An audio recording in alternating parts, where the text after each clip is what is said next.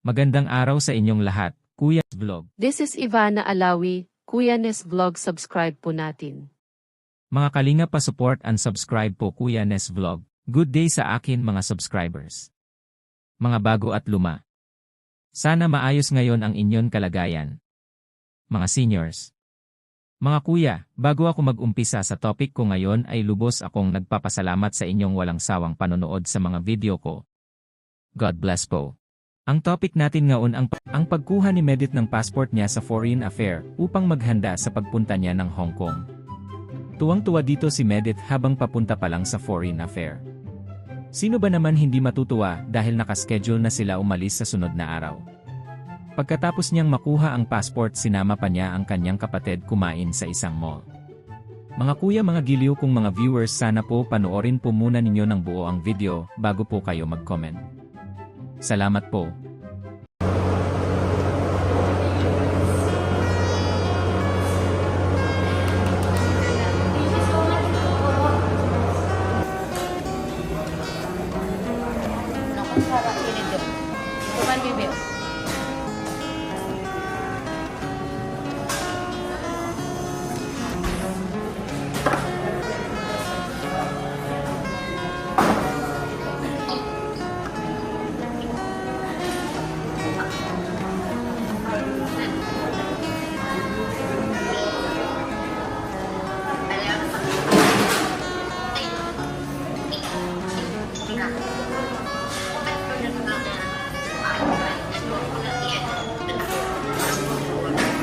Dito ay nasa airport na si Medit sa mga oras na ito.